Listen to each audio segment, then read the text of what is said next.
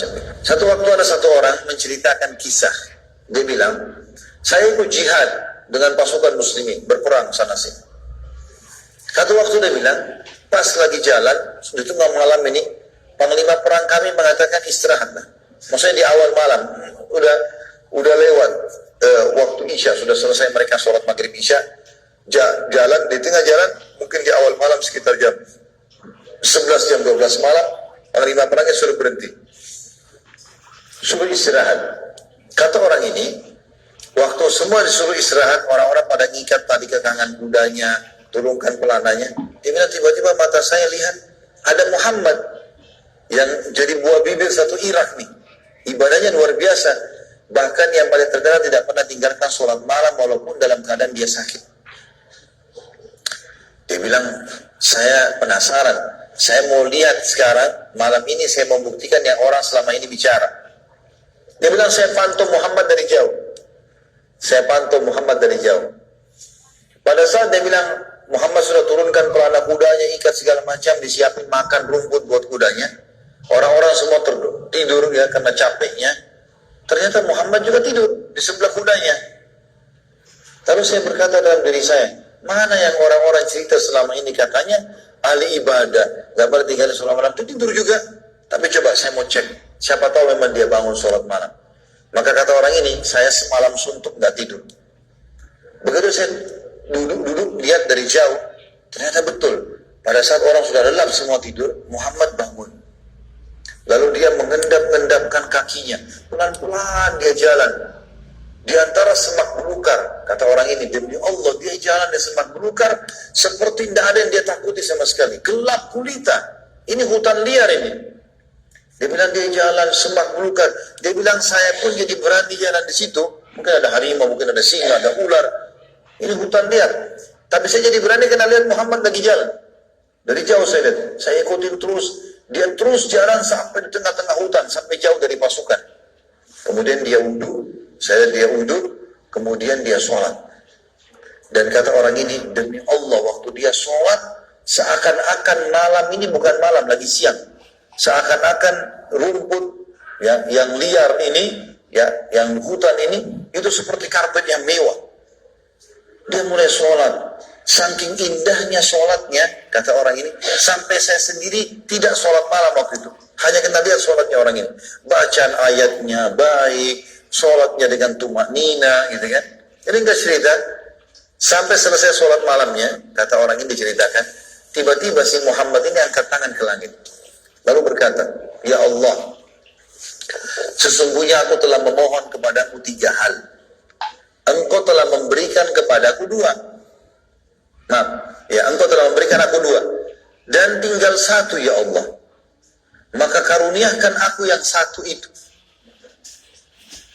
Kata orang ini, saya kena semalaman berdiri, kaki saya pegel, saya sempat nginjak rumput kering. Maka Muhammad dengar. Lalu dia lihat ke arah saya seperti orang yang ketakutan. Ya, maka dia pun mengatakan, semoga Allah merahmatimu, siapa kamu, keluarlah.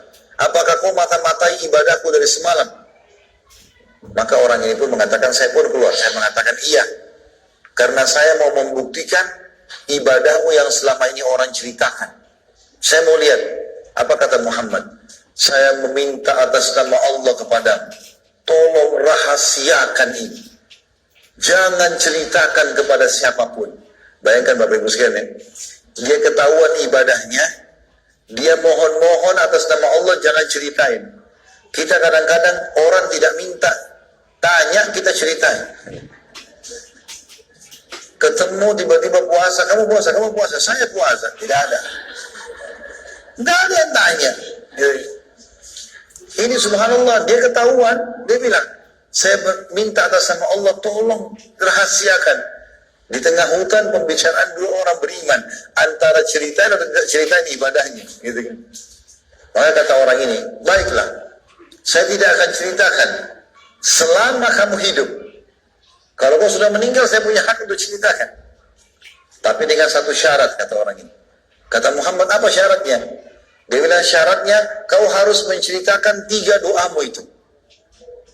Doa apa yang 2 sudah diterima sama Allah, yang 1 belum diterima itu yang mana? Kata Muhammad, sudahlah, jangan ganggu ibadah saya.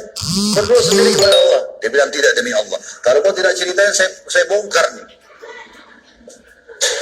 Ini di tengah hutan pembicaraan masalah ibadah, dibongkar atau tidak. Itu luar biasa mereka gitu kan. Maka terjadi Bapak Ibu sekalian, kata Muhammad, baik. Dia sudah bersumpah sama Allah nih. Dia mau bongkar. Kata Abdullah, kata si Muhammad, saya memohon kepada Allah agar semua rasa takut saya kepada selain Allah dihilangkan. Saya hanya takut kepada Allah dan Allah kabulkan itu. Makanya seperti kau lihat, saya sampai jalan di tengah hutan, saya jalan sendirian, gak ada takut lagi. Gak ada takut lagi. Yang kedua, dia bilang, saya diterima doa saya sangat takut dengan fitnah wanita. Kata si Muhammad, yang paling berat buat saya wanita. Saya mohon kepada Allah agar syahwat saya dihilangkan kepada wanita selain istri saya. Dia bilang Allah kabulkan. Sampai semua wanita selain istri saya lihat seperti tembok saja. Dia bilang gitu, nggak ada syahwat, nggak terganggu sama sekali. Lalu kata si orang ini, lalu yang Allah belum kabulkan apa yang ketiga? Ini mungkin masalah bagi kita sederhana, tapi bagi orang-orang soleh ini nilainya besar. Dia bilang kalau yang belum Allah kabulkan, saya sering minta sama Allah agar dihilangkan ngantuk saya.